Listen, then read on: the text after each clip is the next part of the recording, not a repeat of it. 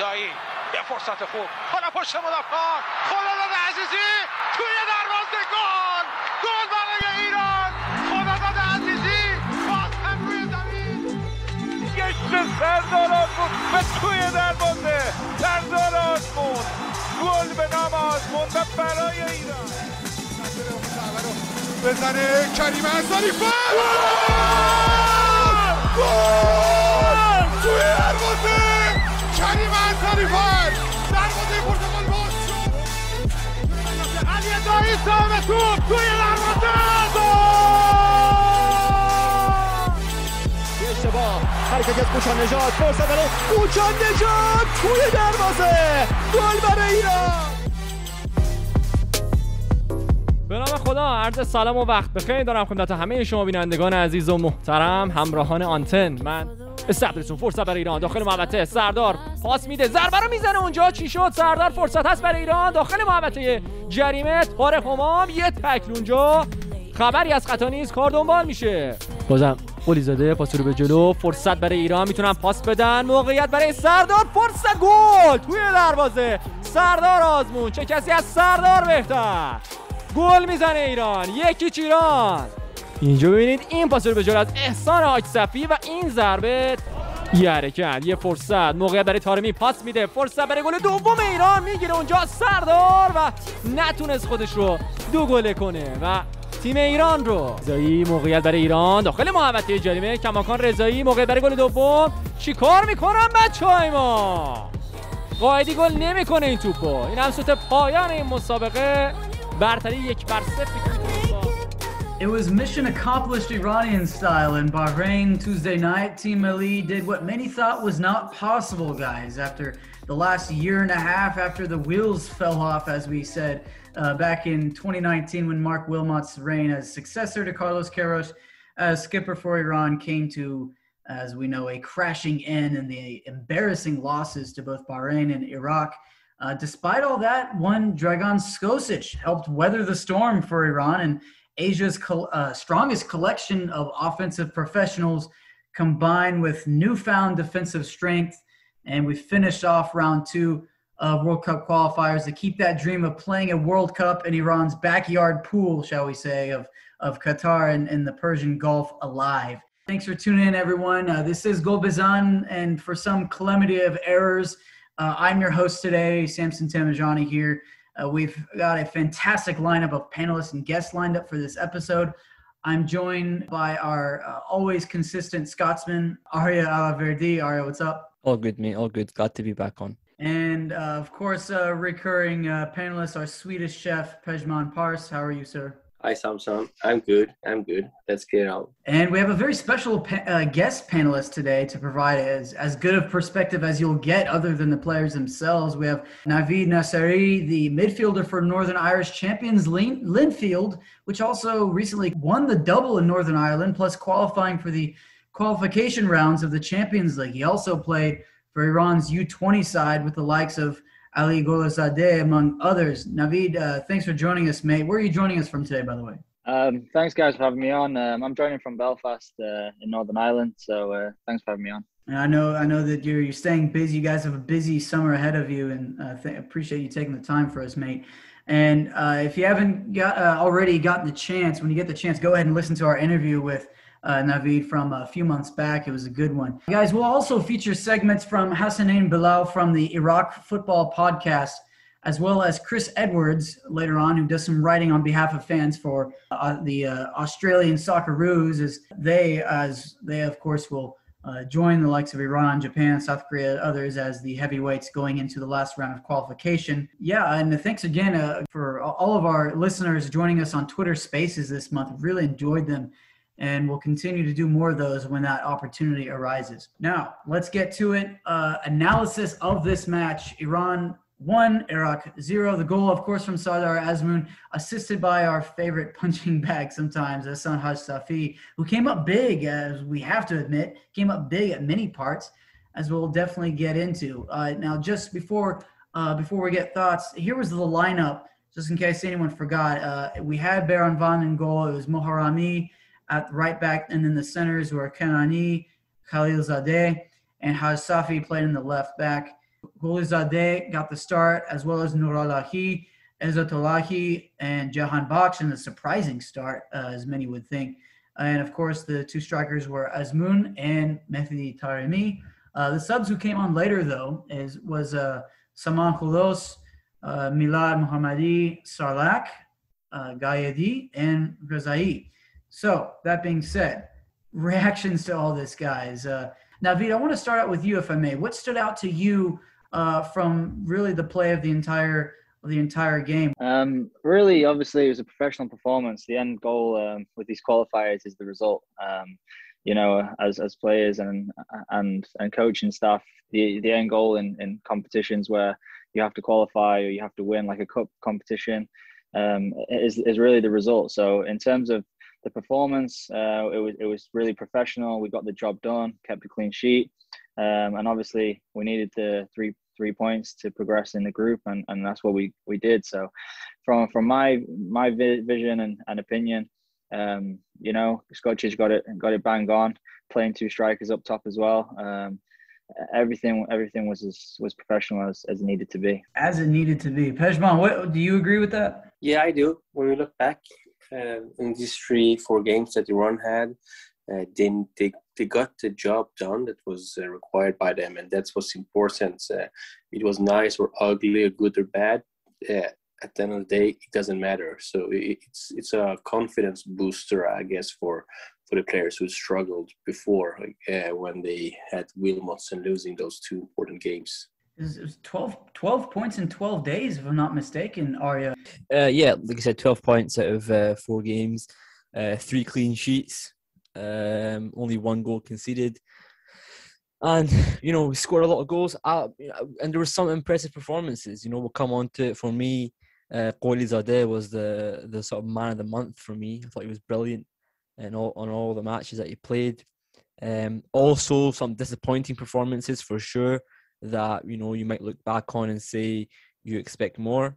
And then also, I feel like you can give credit now to Skočić because he's come in with a lot of criticism. Rightly so, to some extent. You have to admit, rightly so to some extent, because, he hasn't been particularly great with the performances, but the results have been there. And that's what matters at this level. Navid will tell you at this level, in the day, it matters that you get results. And he's done that. So I'm impressed with the overall success this month. Yeah, you could definitely say that a lot of the production came from the core source of Ali Gholizadeh. Now, Navid, you played with the man. You joined him at the U20 camps of Team Melli not terribly long ago. What was it like being his teammate? What do you see when you watch him play?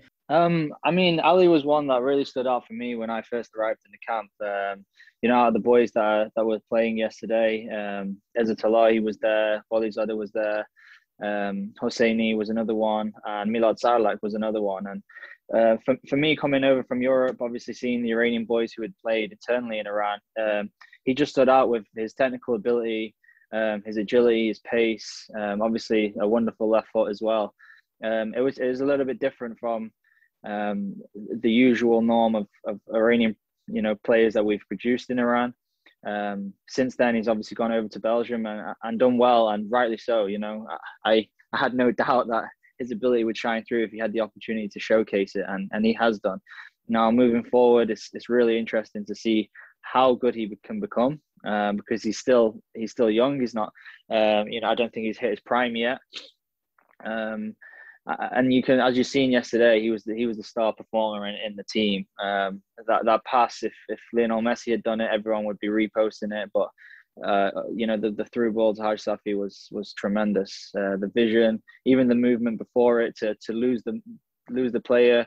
I think he played a 1-2 inside, and then to create that space for himself, looked up, and the weight of the pass, the vision was just it was really world class, and there was nothing short of that. But keeping in perspective, this was the first win against Iraq in a long time, boys. I want to say since a pre-2015 Asian Cup friendly got the job done against Iraq, and many frustrating losses, draws against Iraq, and as we heard last week for our preview of the Iraq match, this wasn't per se Iraq's best lineup, but they still came out swinging. They came out physical. They came out, well, doing what really happens during a lot of Iran-Iraq games, a lot of whistles blown, a lot of yellow cards. I believe Iran had 5 yellow cards. And now transitioning into player ratings. Arya, what about your player ratings? How would you grade it? Yeah, I think it's fair to say that we criticised Housafi a lot. And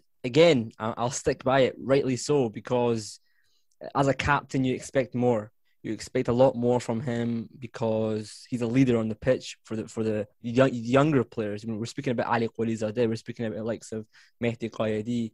These guys need someone who's going to be able to lead them in the national team, and I don't think he was doing that. And you can say what you want. If you disagree with me, it's fine. But I stick by that, and I'm really happy to see that when it counts, he's able to produce a performance like that. And you can say he's playing at left back, and maybe it's his more natural position, and maybe it is, that's maybe where he should be playing regularly for the national team. Having said that, again, I still expect more, and I know that's going to sound harsh. However, just because you played one good game doesn't mean then you're going to become the best player of the national team. I still expect more from him. I really appreciate that he did so well in this game, and I really appreciate his performance, and I hope that he continues it, because it's very important that a captain with over 110 caps does that regularly for the national team.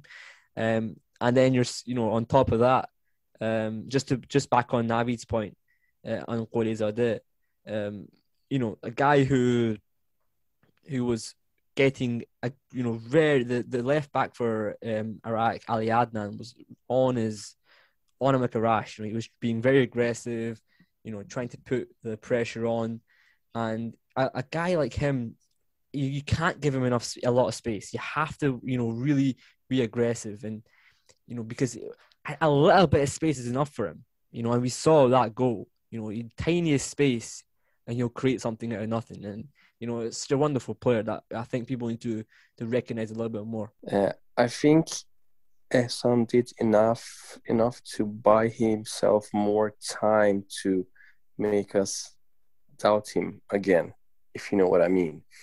The thing with Hassan is his biggest strengths used to be like his speed and running up and down the left side, and he doesn't do that anymore.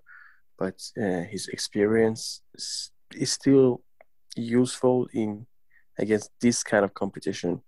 So can he be useful against teams like South Korea or even Saudi Arabia? Maybe we'll play against Australia. I don't know. And also, I really don't know what kind of leader he is, like in the dressing room, if he even is that leader, or maybe he just is that leader because he has a lot of caps. But maybe, as we saw a couple of footages, it seemed like Mahdi seems to be that natural leader of giving the moral boost and the speech. But that should be like Hassan's job. I don't know. I don't think he will last until World Cup, but I think he will be in the squad until then. How much will Iran have to change going forward? I mean, the lineups apparently worked for getting points. Well, look, the defense itself, for me, the defense needs to have another reassessment. They did really well in these 4 games. Against Cambodia, they were very good. Against Hong Kong, they were decent. Against Bahrain, we conceded a goal.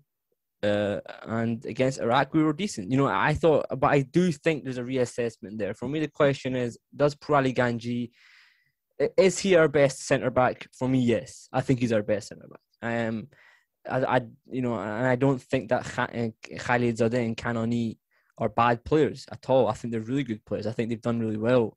They've built a good partnership at Persepolis. They know each other well. However, this is my personal preference. Maybe you guys will disagree with me. In the national team, the best players need to start. When they're available, they need to play. There's no doubt about that. 100%. We can't even, we can't say, for example, Javanbakhsh played yesterday. Maybe he's not in form, but he is one of our best players, regardless of in form or not. Purali Ganji is doing well in China, and he should be starting, and I think that, we need to look at that again. I don't know if Kanoni is the right guy, but we'll see. I was very impressed with Maharami. I thought he was brilliant as a right back. For me, Quddus is a guy who I think Navid can go on that as well, because he's same position as him. For me, wonderful player, absolutely brilliant player. Whenever he came on these 4 games, he was fantastic. I'd love to see more of him. Yeah, so obviously Saman's a wonderful talent as well, who's come into the national team fold, and I agree with Arya when it comes down to the national team. I feel like the best players who are available and injury free should play. The difficulty obviously is when you're overloaded with talent in a specific area, and I feel like Iran is at the moment with attacking midfielders. And it's a difference between what kind of the manager wants to play formation wise for me, whether he wants to play out and out wingers or he wants to play like a number 10, because you have to only maybe pick 2 or 3, and you have Gholizadeh, Taremi, you've got Quddus, you've got Javanbakhsh. So it is a difficult situation to have, but it's a good situation to have, because we have plenty of different options for different games. So for me, obviously with Saman, he's playing well as well, and now he's promoted to the Premier League. I think we're going to see him now at the top level, and from there, obviously, if he is performing and Brentford are playing well, then there is no reason why he shouldn't be starting every game when he turns up to the national team games for Iran. And for me, again, the same problem and dilemma we've got with the goalkeepers at the moment. It is a good dilemma to have. Hopefully, we don't have too many blunders happening for goalkeepers, because they can be really costly mistakes just based on the position that they play. But Allahverdi's had a fantastic season this year in Portugal. If I'm not wrong, I think he made the team of the year in Portugal. And obviously, Bayern Van's been the number 1 for a number of years now.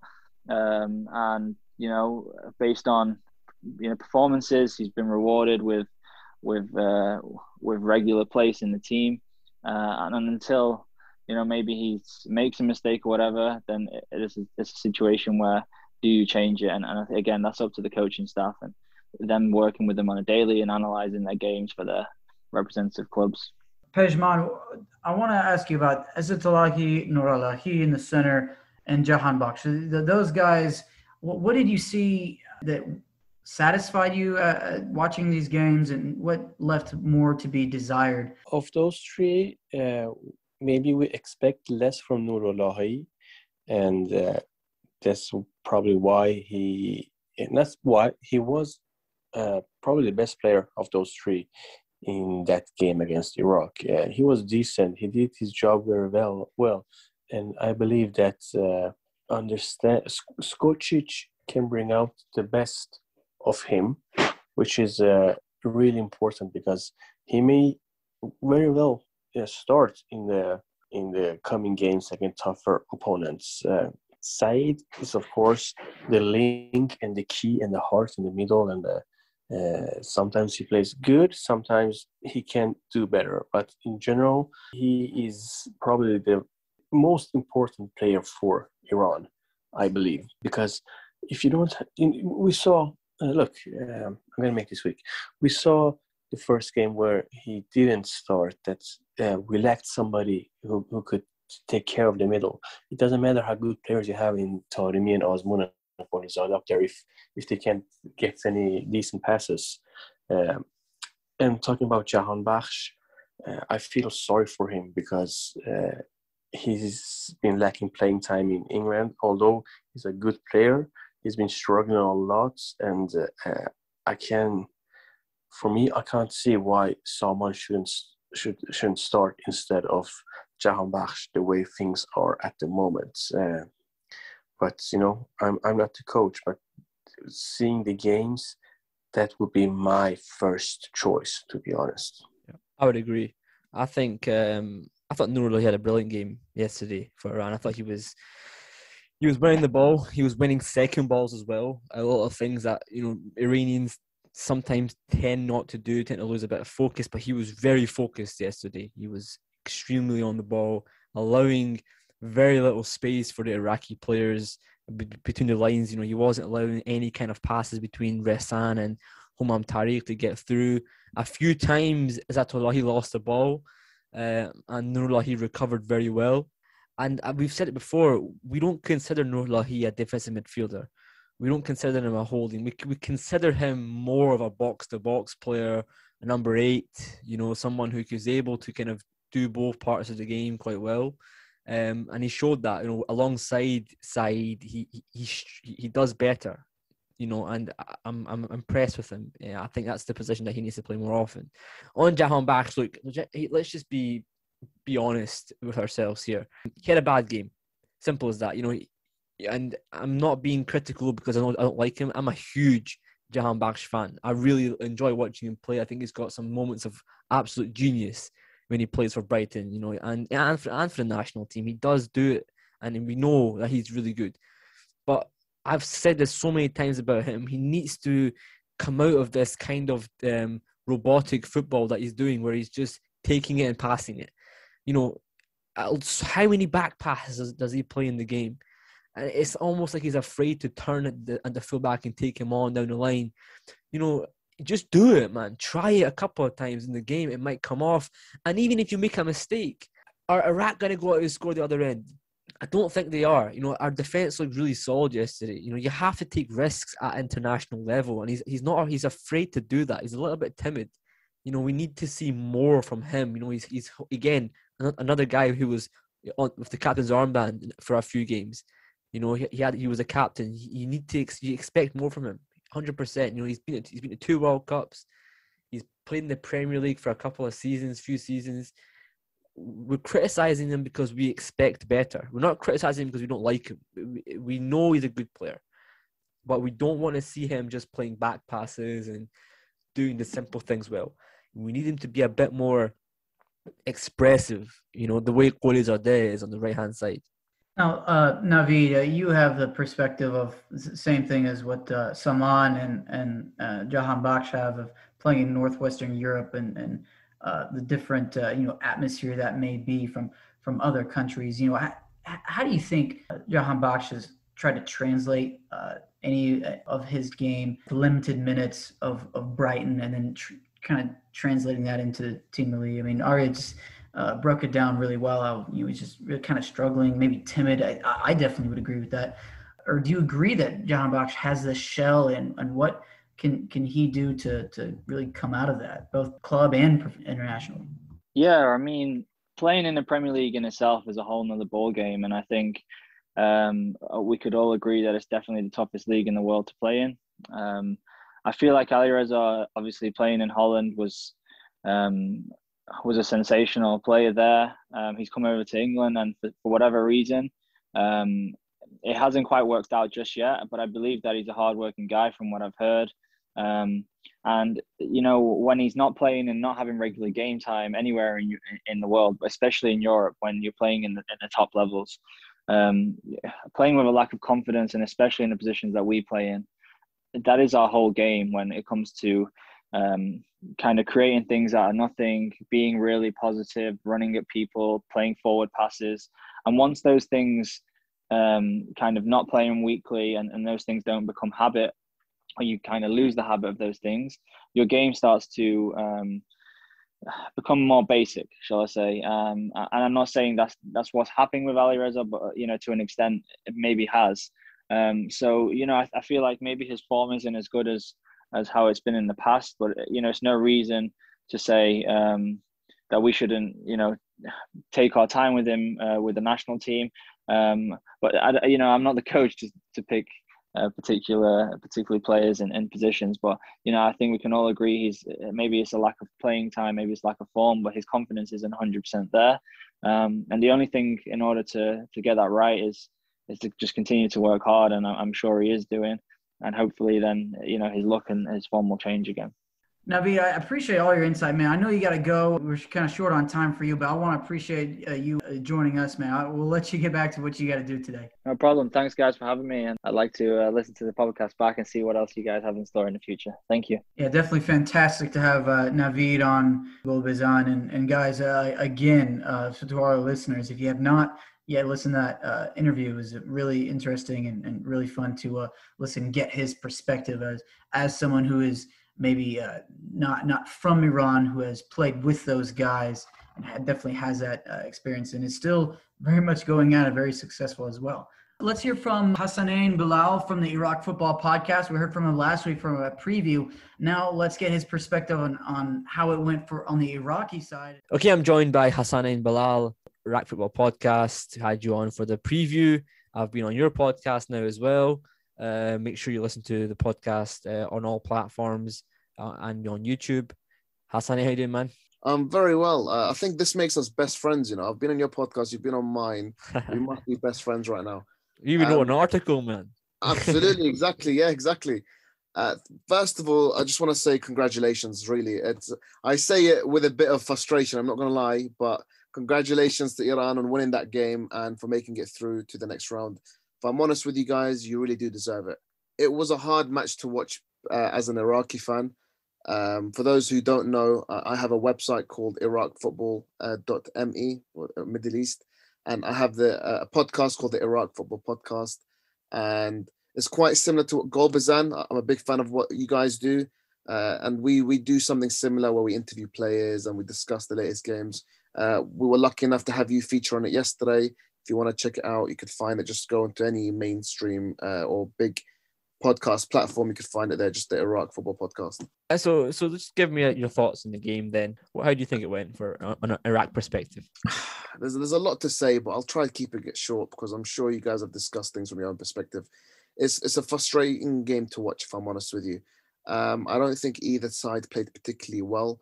I think Iraq started the game off well, but what we really lacked was quality, and I think that's where Iran managed to win the game, in that they really demonstrated in the times where they were attacking effectively, they showed real quality in their play, in their passing, in their movement. They were a lot more fluid, and their quality is what won them the game, especially the front three.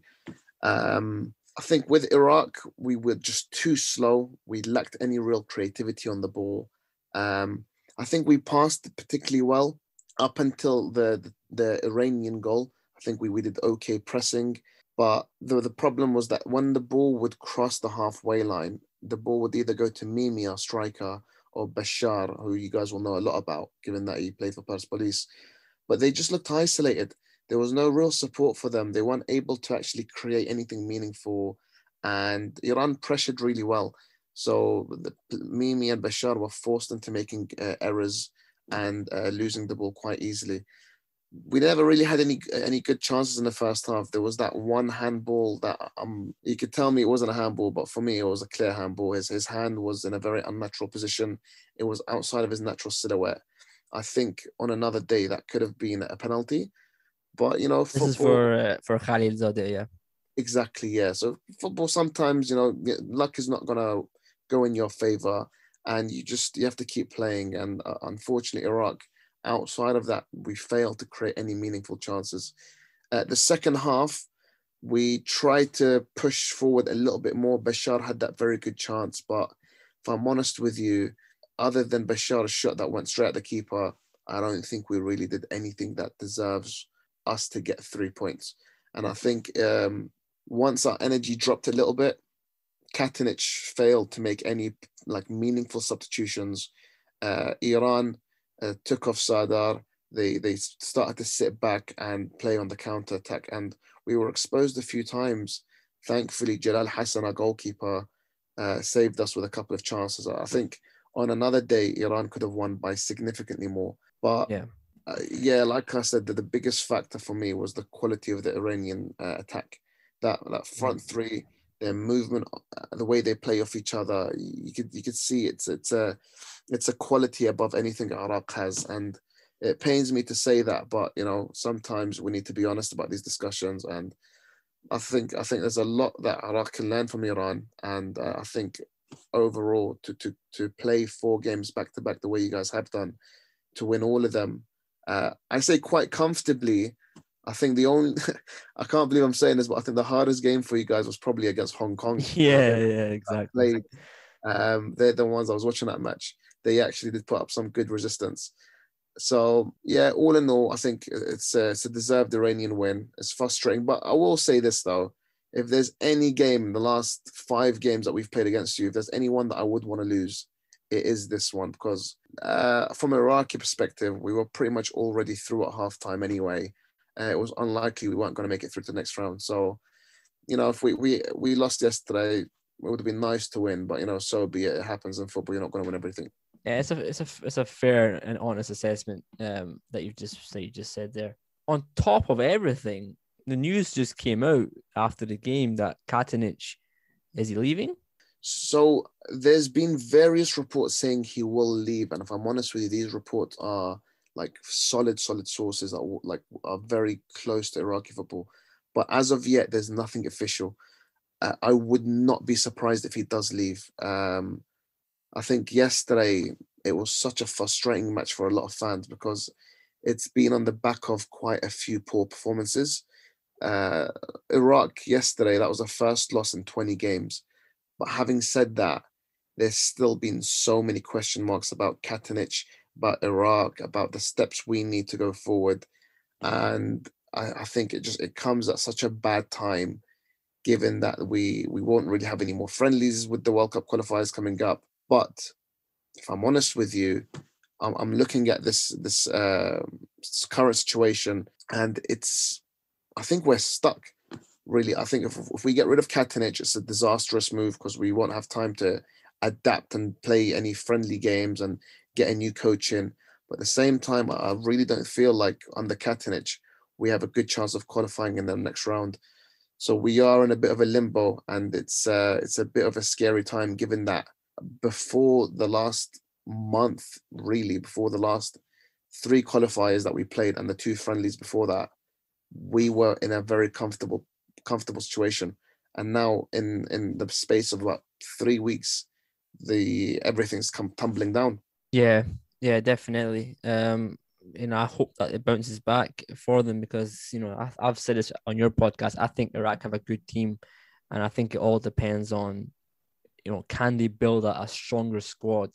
The qualifiers have finished, the second round of qualifiers, third round of qualifiers. Iraq are now in pot 4. What are your thoughts on that?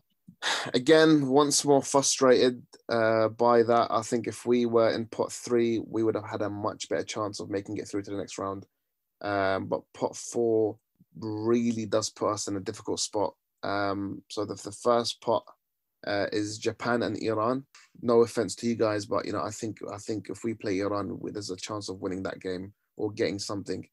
Playing against Japan, there's no chance. Then the rest of the teams in Asia, I might come back and regret saying this, but I really do feel like depending on how we take this next step, we can beat most of those teams. I really feel like we can beat the UAE. We can beat the likes of China, Vietnam, Oman. We'd be expected to beat these teams. The only teams that I think really are tough, the likes of Japan, Iran, and we've beaten you previously, and I know we can do it again because it's such a big game for us and for you guys that it really comes down to on the day what happens. Then you have teams like South Korea, Australia. I don't think they're doing particularly well, either of them, and I think we can get points against them. The question is that can we win that many games back to back? I think on the day we can win those games, but do we have the squad depth? Do we have the fitness? Do we have the manager who can actually rotate the squad and bring in new, fresh players and get us wins against a very tough group? I don't know about that, and I think a lot of it depends on whether the manager, be it Katanic or somebody else, brings in fresh blood, that brings in expats that have not been featured in the national team for some time. Having said that, if I'm honest with you, if I was a betting man, which I'm not, but if I was, I wouldn't particularly be too confident in Iraq making it to the next round. I think there's so many issues right now in terms of the manager, the expats being excluded, and I think the other big deal for us is not having home games. So we just about started to get to play our games at home, and then COVID happened. So there's still question marks about what is going to happen come September. I mean, you guys know just as well as us that pitch in Bahrain was like unforgivable. So that it didn't help us, and with no fans is just yet another difficulty that we face. But yeah, I'm not looking forward to it. Let's put it that way. Listen, mate, I appreciate you taking the time to come on Gol Bezan Podcast. Listen, if we get you guys in the group, hopefully have you back on. And yeah, thank you so much. Thanks for having me, and I look forward to hopefully playing you guys once more very, very soon. All right, guys. Now, following up with that, one quick question for you, Arya and Pezhman. Who do we think Iran would best match up against going into these final rounds? Again, it's 2 groups of 5 countries. I think it's a different Iran now than we've seen in the last years. I think we have individually so good players that they're game changers, and they seem to find each other real well now. To be honest, I don't know that. I don't think it matters what kind of team they will play against, because if they're like a machine, at least it feels like that. So it will be really interesting to see them play against stronger opponents. Syria isn't one of them. Iraq wasn't one of them, although the closest you could come to that. Bahrain wasn't one of them either. So how will this trio with Sardar, Taremi, and Gholizadeh manage to play against South Korea, against Australia, against Saudi Arabia? That will be interesting to see. I don't think they will have any problem against the UAE or Oman or Syria. I think Iran is that good enough to manage those games. They were playing with a big chip on their shoulders. They had the entire country doubting them. They had so much more to play for. How do we ensure that we don't feel too complacent and find ourselves in the same hole as what happened the last round?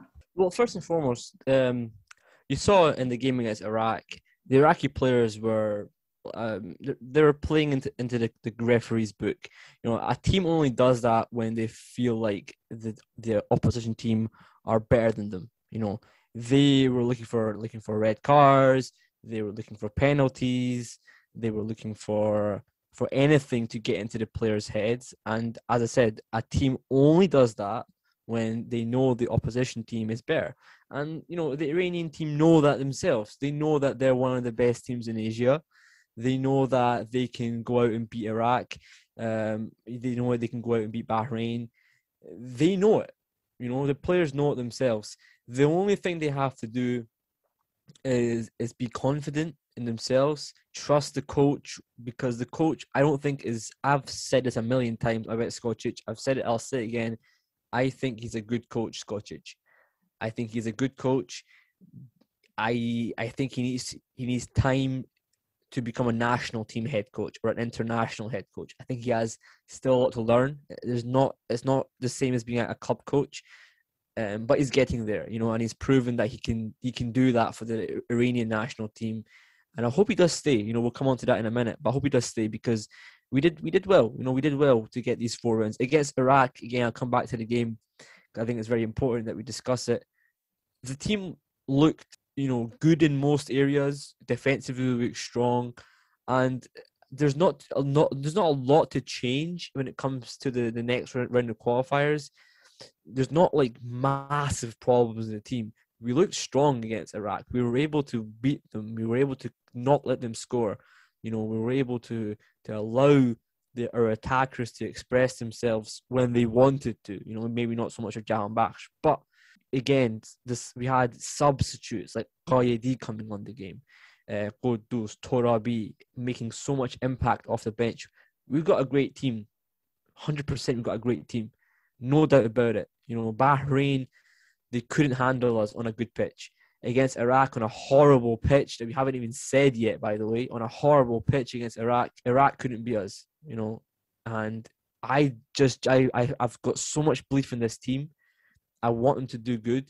And I feel like with the right formula, with the right system, this team can go a long way. And yes, Pezhman's saying we can easily beat Syria. Absolutely. Yes, against South Korea, I think this time around it'll be more competitive than it used to be. I think it'll be a bit harder. I don't think it will be difficult, but it will be a bit harder. It will be a difficult task to go out and beat them away from home, but we can do it still. We still have those players. In fact, the team now is better than it was 4 years ago, in my opinion. More talented, more skillful, much quicker. Well, let's talk about that. Does Skočić deserve that contract extension? Because as we just saw, and we're recording this as of Wednesday night, the president of the Iranian Football Federation it confirmed that his contract expired and no action has been taken yet. What should we hope for? Pezhman, you go ahead. Well, this is an interesting topic. We finally seem to find a coach who doesn't seem to mind to be in Iran, who's been in Iran for a long time, who knows the Iranian football, knows the Iranian culture, knows the Iranian Football Federation. He's actually winning all the games that we're supposed to win. And now we're thinking we can do better. Maybe we can. Are we ready to take that risk? Could it be like a Alireza Jahanbakhsh moment where Alireza led the national team and lost against Saudi Arabia? I think, and then Jahanbakhsh took the team with 3 games, hoping to qualify for the World Cup. Iran didn't qualify. Could that be? I can see that scenario happening, giving Skočić a new contract, and he or the team will mess up. But when Iran still will have a chance, they will bring in somebody else, somebody expensive, foreigner who will get the chance to take Iran, which is only 3 or 4 games left. Well, I think he deserves to continue. I agree with that. I think Skočić. Look, we speak about coaches who get results. And if a coach is doing that, you give him the credit. It's not easy for a coach with very high amounts of pressure, 80 million people saying you can't get 12 points in these 4 games. We were saying it ourselves. A lot of us, even on our podcast, we'll take the blame for it. We were saying that we couldn't get 12 points, and we did. We did. We got all 12 points. We only conceded 1 goal. So, look, fantastic from Skočić, and okay, you can say, the performances weren't up to par compared to previous qualifying matches. But what was the objective? The objective was to improve on what Wilmot's left us with. And he did that. He did it, and we beat Iraq and Bahrain away from home. We didn't get the home game against Iraq and Bahrain. We forget that. Now we go back to the discussion we had a month ago when the hosting was getting announced. We didn't get a home game against Bahrain and Iraq, and we still beat them. Again, credit to the players, credit to the coach, credit to the coaching staff, and the federation who, although they didn't prepare us properly. We had no friendlies before these games. We had 3 friendlies. The last one was a little while ago against Syria, but credit to them for bringing in a coach who was able to change it around. And we'll definitely have a chance to get into this next part about the potential opponents for Iran in the next few rounds. Just to break it down, Arya, you can correct me if I'm wrong on this. I'm just reading off of that screenshot that we tweeted on our Gol Bezan Twitter page. In pot 1, it is Japan and Iran. That means there's no chance that Iran will play against Japan. They will each get their own groups. Pot 2 will be either South Korea or Australia.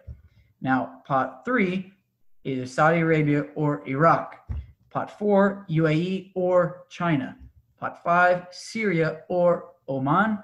Pot 6, Vietnam or Lebanon. This is Vietnam's first time making the final group, so congrats to them. Chris Edwards, he's an Australian football fan, writer, analyze what we've seen in Australia's qualification, because there is some history with Iran and Australian World Cup qualifying, and could we see that again? Okay, I'm joined by Chris Edwards, Australian football fan. How you doing, mate? I'm doing well, sir. Thanks, mate. It's a pleasure to be on the pod with you. Yeah, I appreciate you taking the time to come on Gol Bezan. Just tell us a little bit about yourself, your social media, how people can find you. I've been watching Australian football for probably since a team started up in Perth way back in '96. People can find me on Twitter and on Instagram at @ChrisEdwards_AU. I've been following Asian football since I moved to China nearly 8 years ago. So I keep an eye on all sorts of Asian football, primarily East Asian football, but I try to keep it more from east to west these days, given the more global platform we live in these days. Perfect, mate. And have you done kind of any work that people can kind of refer to about Australian football? Yeah, I've done pods recently for From the Tofu Bowl, and I wrote a blog for the 94th Minute, talking about Australian football, the A-League and the W-League, and just Australian football in general. Excellent. So, guys, if you want to check it out, make sure you follow Chris Edwards on Twitter. Okay, so just obviously your thoughts on the game last night for us, anyway. Iran versus Iraq. How did you find it? This was one of the games I was really looking forward to when the draw came out, particularly as the group was progressing. It's a really physical game. I hadn't watched a lot of Iraq-Iran fixtures. And as an Australian, I'm used to physical football, but this was something on a completely different level. I thought that the Azmouna goal was a fantastic team goal. And Iran really dominated significant parts of the game. But Iraq really pushed hard in that final 30 minutes trying to find that equaliser. It's fantastic to see both Iran and Iraq qualify out of a tough group. It'll be good to see both sides in that final stage of qualifying, along with Australia. What did you think of it? You'll get my thoughts on it on the podcast. But I mean, I'm really happy to sort of see someone from Australia, someone who's maybe got a different opinion to us. We take it like very personally when the Iranian national team don't win matches, because we're very, very passionate fan base. But how did the Australians find it? Obviously I know Australia have won all 8 of their matches. They've done absolutely brilliant in this qualification phase. What is the sort of perception right now for Australian fans? Are they really happy? Are they still skeptical? What's the kind of consensus for that just now? Obviously, we're very happy right now. We came in with a very new-looking side. We capped 7 new players coming into these 4 matches, and they've all performed extremely well. So in that sense, not bringing in some of the older players and bringing in new ones was something that Graham Arnold wanted to do, and has really marked the team as saying, this is something I want to do. This is his project. And by bringing in players from both within Australia and across Europe, all over Europe, and even from the MLS, it's something that he stood up and did. We felt quite confident in a way. We had Nepal and Chinese Taipei, which we thought were going to be easy games to take on, but we were worried about Kuwait and Jordan. Australia is not always great in the Middle East, but we did well in those matches. So it's going to be interesting to see how we go in that third round, where West and Central Asia will be the dominant nations compared to East and Southeast Asia. One question I think is quite good for Iranian fans to get an answer from is on Daniel Arzani, who obviously is of Australian and Iranian heritage. He's been born in Iran, but he played for Australian national team. What do you think happened to him? Why was he not called up? From what I understand, he's still coming back from injury while he's on loan at Celtic. To be honest, I'd have to check on that to see if he's been playing enough football. One thing that Graham Arnold has been focusing on is if you're not playing enough football, you're not going to be selected. So there are a few players that weren't selected because they weren't playing enough football or they were injured. So players who, like Azani, who we would normally expect to be selected given his high profile in the past, he didn't appear, quite possibly because he's not playing well enough or he's not playing enough football. Personally, I'd love to see him play. There are many Australians that would love to see him play, but he's kind of disappeared off the radar. I'd honestly have to look to see where he is now. Yeah, I think the last time we heard from him, I think he was playing in the Danish league for a team called AGF. But yeah, you're absolutely right. He has fallen off the radar.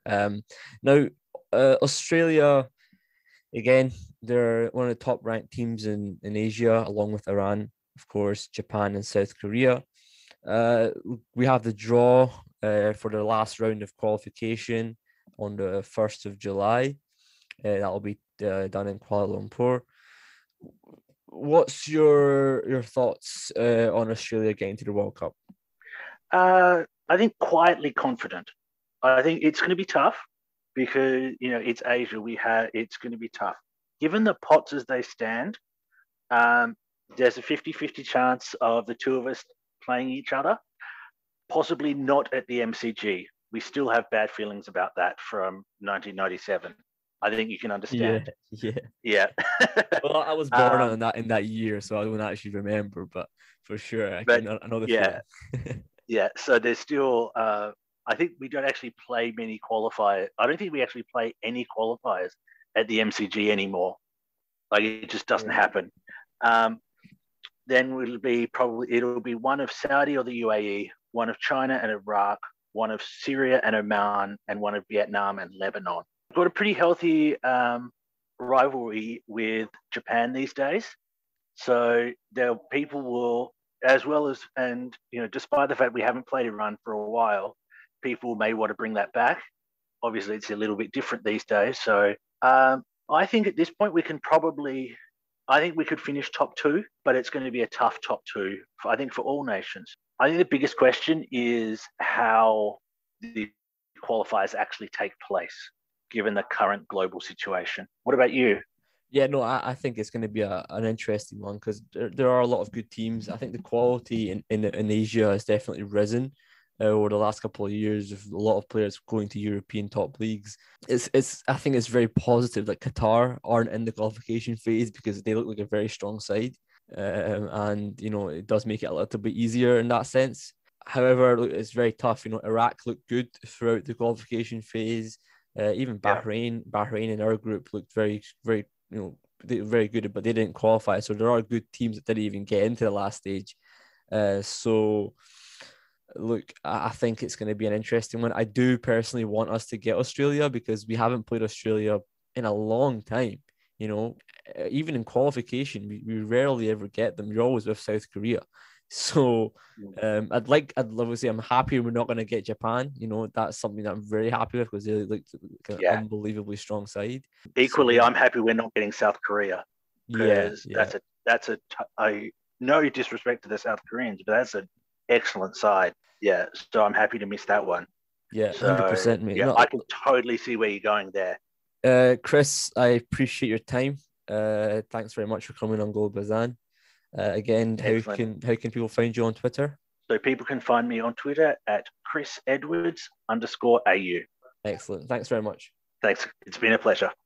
All right, Arya, thanks for getting that interview. Arya, I want to get your reaction. What was your conversation with him like? Did you think it might see a interesting challenge maybe if you're on display Australia? Because we haven't yet had the chance to go up against them in competitive football. I believe not since that famous 1997 game. Yeah.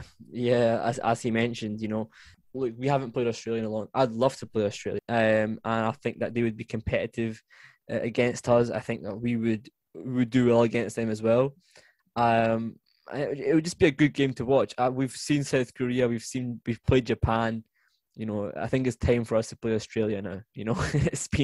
It'd be hilarious if we got South Korea again. It'd be hilarious because we've got them so many times in qualifiers. It would be nice to go back to Seoul and beat them again because they didn't seem to like it the last time. So, but Australia, I'd love to play them. They have good players, good young team, and I hope that they're in our group in the next round.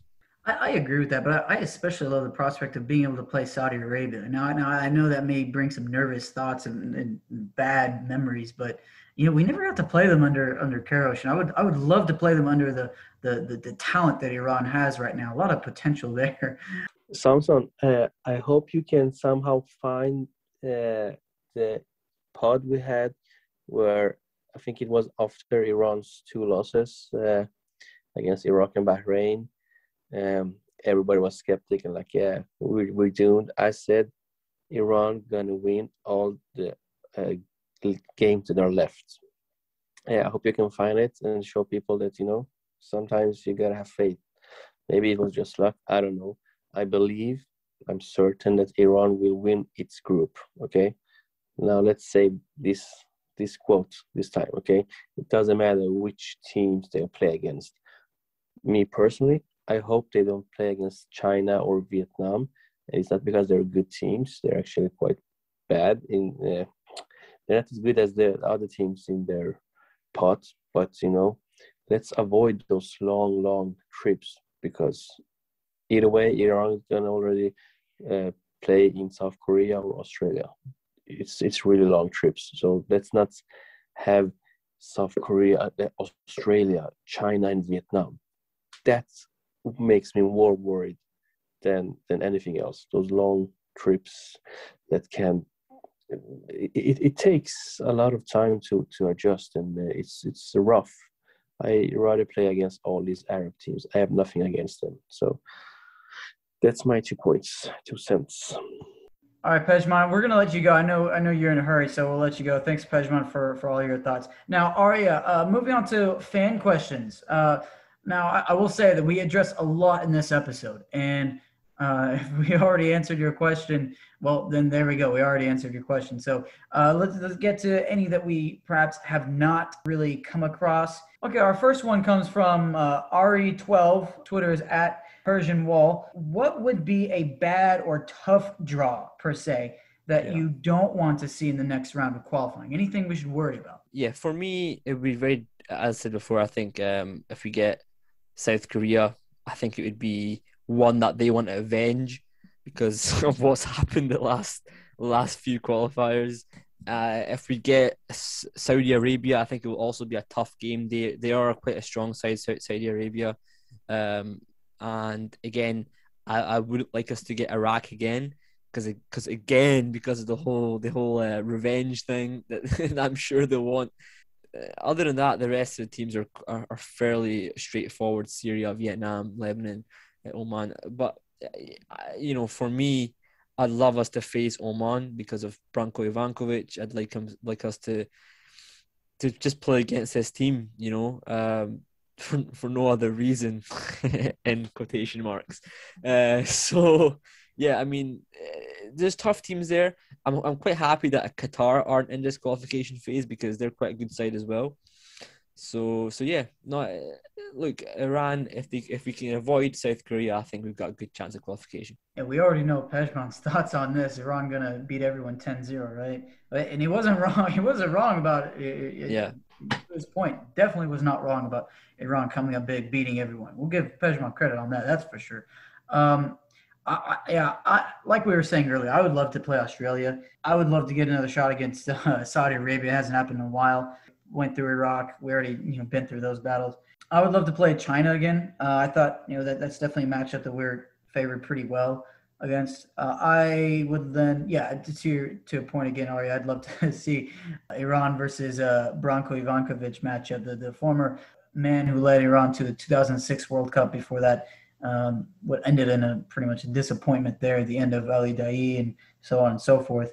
The only team that we always play that we're not playing against this time will be Uzbekistan and them in Qatar. We don't have to worry about Qatar for a long time, everyone. They are automatically qualified, won't be in their group in the World Cup. The only chance to be at a second round of 16 in the World Cup or anything like that. Moving on, the next question, one thing I've been curious about as well, Arya, is it possible to have any friendlies in between these World Cup qualifiers in the next year? No, I think that'll be it for friendlies, because the scheduling will have to be quite It will be quite intensive because obviously the qualifiers got pushed back twice. We'll have to finish the qualification process by November this year, I believe. So yeah, there will be no time unless they go to March, which I doubt they'll do. FIFA will try to make it quite intensive.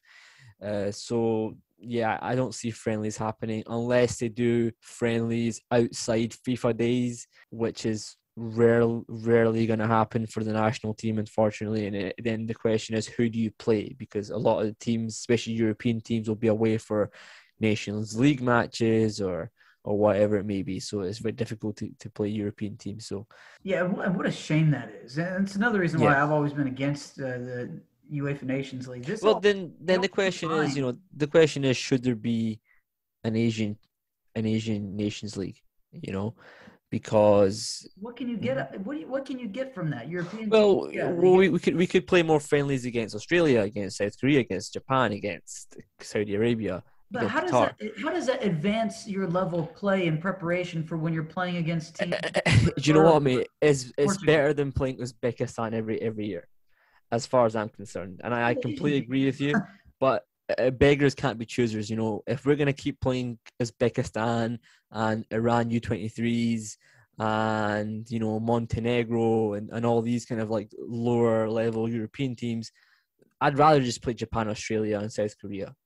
Like, you know what I mean? Oh, by the way, that last question came from Irfan at ERI 1806 on Twitter. He asked us that. Last question that we'll get, Amir at Football Ship on Twitter.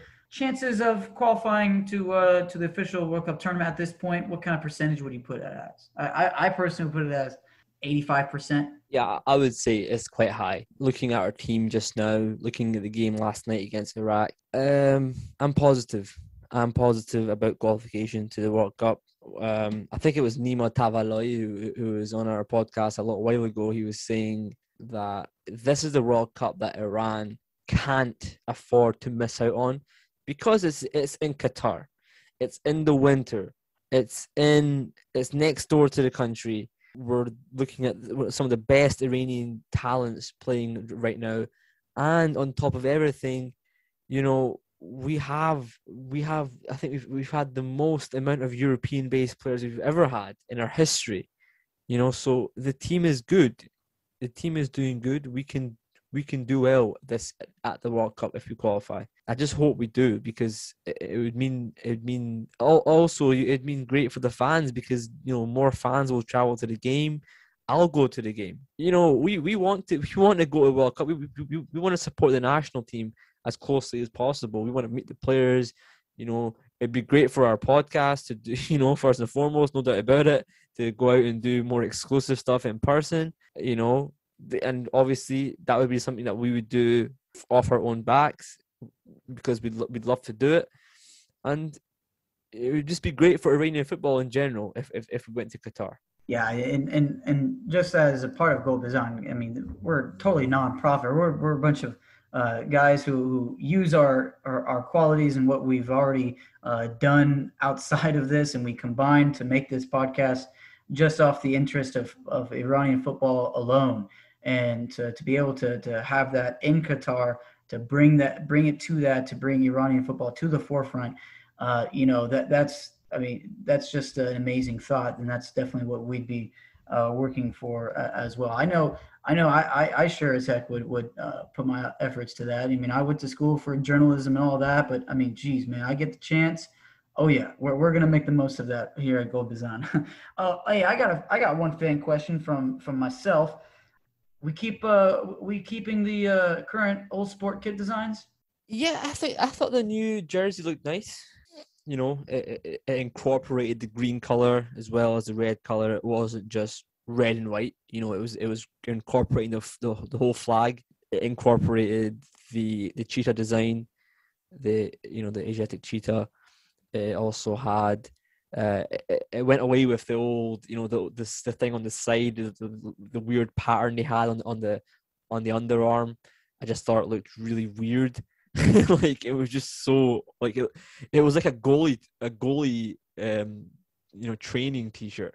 Do you know what I mean? It just looked really bad. But no, the new jersey looks nice. Yeah, I agree. I just think we could go without the socks. I mean, the thick stripes at the middle part. I think every time I see that, I think they look like clown socks. Yeah, let's hope we do something nice for the World Cup.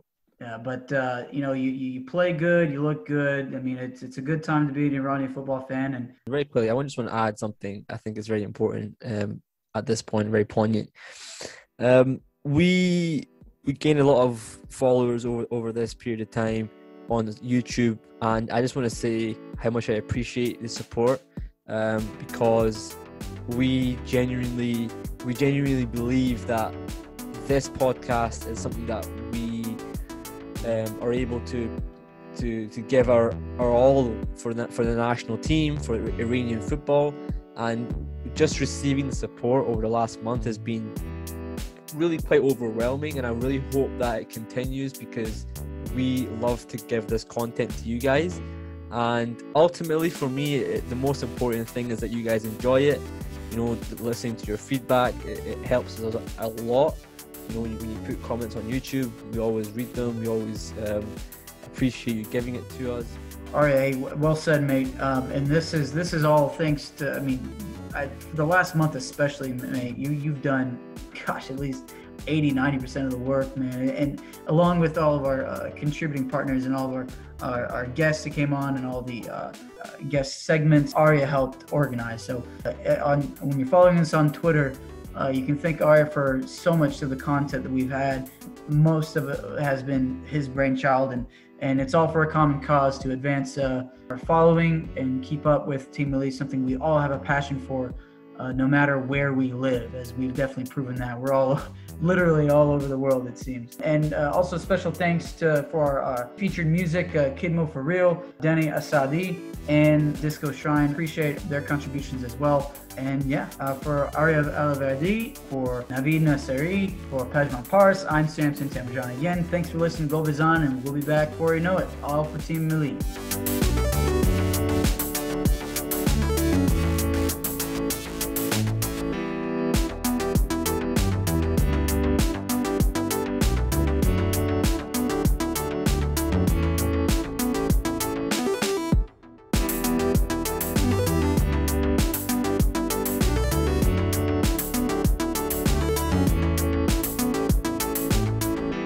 Hi, this is Kat, and you're listening to Gol Bezan, and I hope you continue listening to their amazing podcast. Thank you all for the support. Love you, Gol Bezan. Gol! No!